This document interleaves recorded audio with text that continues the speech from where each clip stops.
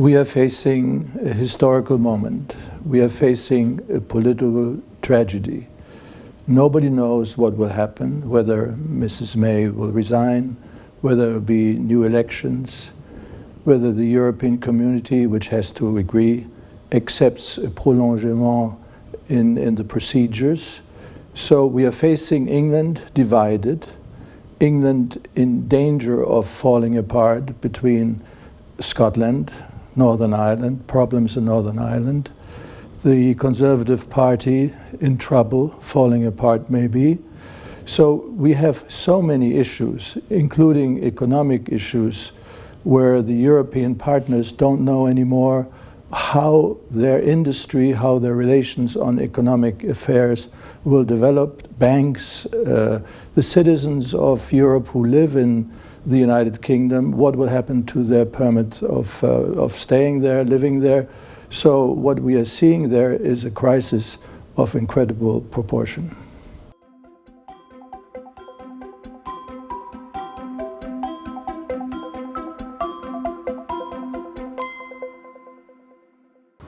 The way out of the situation is very difficult to see because the Europeans have made their stand. The Europeans have decided.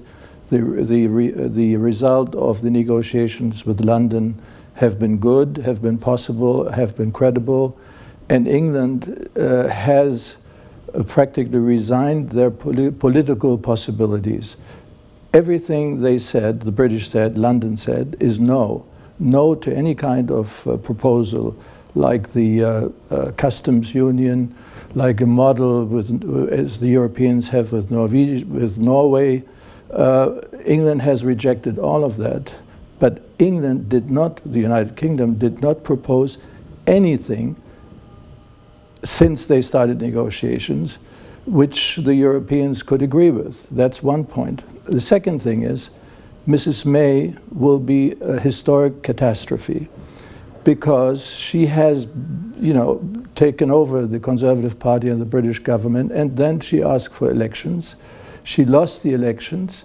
She had to accept 10 members of the Northern Irish Conservative parties, which are very nationalistic. She gave them $1 billion to invest in the economy of Northern Ireland so they would accept. So she had a fragile government from the beginning, and she had a fragile position from the beginning because the hardliner of her party, the Brexiteers, insisted of leaving the European Union. And Mrs. May made one other terrible mistake. She did not try to negotiate or discuss with the Labour Party or other parties to try to get them aboard or try to agree with her on certain issues. So she waited until the last 24 hours to try to convince Labour to join her, or at least some Labour members to join her position. So Mrs. May will end up in the history books of the United Kingdom as a total failure.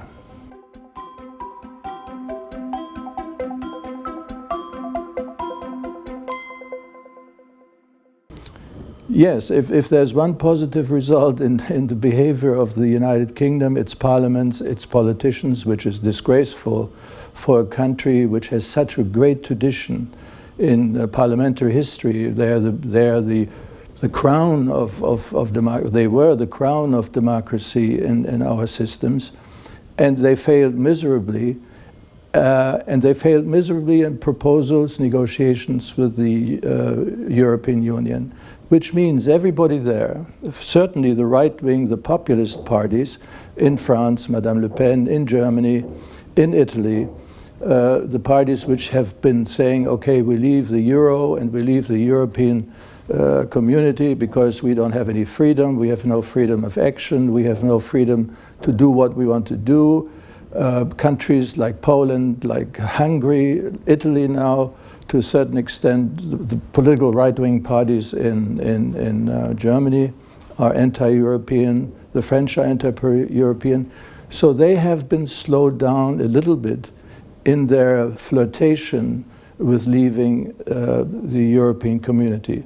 The European community is not a perfect organization. They have many problems, many contradictions, many mistakes, but they are trying to unite a large number of people of diverse history, cultures, religions. So the European Union is not perfect, but it's the only solution for us in Europe now.